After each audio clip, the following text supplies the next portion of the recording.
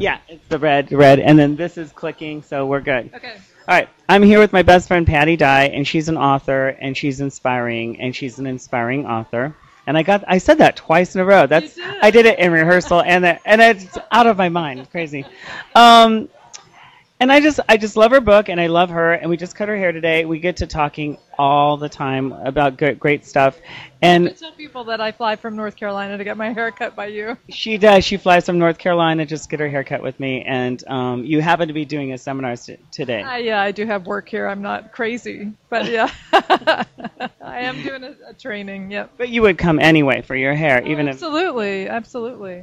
Well, today we were talking, and I wanted to talk to her about inspiring books because your book is so inspiring to me. I wanted to know what books inspire you. What do they do for you? Do they change you? What are they? Who do they? Give me one or two. Wow. I'm probably going to say books that aren't exactly what you're thinking about or looking for. My books are called soul help books, which makes me feel a lot better than self-help books. But the books that really inspire me are not books in that genre at all. They're books that are just extremely well written. So one of those is a book called The Time of Our Singing by Richard Powers. He's an amazing writer. And every time I read it, I think I'm never writing again because how could I possibly? But this book, The Time of Our Singing, is probably the best book on the history of race in America. And every sentence that this man writes is a sentence that every writer wants to have written. It's unbelievable. So that's the one on the top of my list. I will flash it across the screen so everybody knows that's a good book, and you recommend it. Any other books? I really love Natalie Goldberg on writing. I think the way she writes about writing gives everybody a sense of, I can do this. Writing is really about telling your own story, which is what my work is all about. So I love the fact that she, in a bigger way, is able to tell people that tell your story, leave your stories behind, which is really a big impulse behind the work that I do too. So I love her work. I love her work too, and great example. Your work inspires me.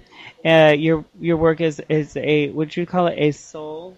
Well, a reviewer when it first came out called it a soul help book. A soul help book, not a self-help book, which is true. Self-help is self-help. This whole big self-help business, it pathologizes who we are. It says you're broken and I need to help you, and I just don't think that's true. Like I don't think anybody else has your answer. I think they can open space for you to figure out what your own answer is. So I hope that's what my work does. Yeah, in the theme of what I really wanted to talk to you about, which fits in this theme of books that change you, inspire you. I want every book to change me. Your books did. I listened to it's a podcast, or no, audio. Right? Yeah. Of course, so my books are not on audiobooks yet, so now how do I do this? I'll ask you later.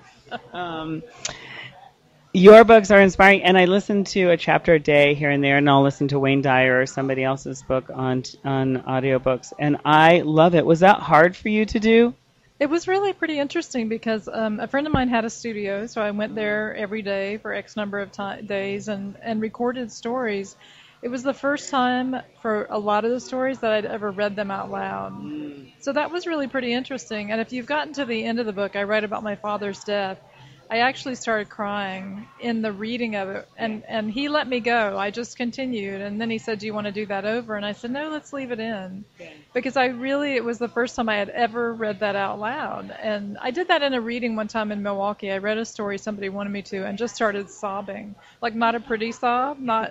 You know what I mean? Not like a happy, pretty little sob, but sobbing until people in the audience started coming up and giving me tissues. And one woman came up and held my hand. And it was kind of like that doing the audiobook. And I love audiobooks that are read by the people who wrote them because I just think there's something in the voices, there's something about it that makes it more special So you should do it. You have to get in the studio. Yeah, I'm going to. I do a lot of talks for the Mafia Hairdresser books, but the hair salon where I work, but I always say I've got a voice for silent movies. No.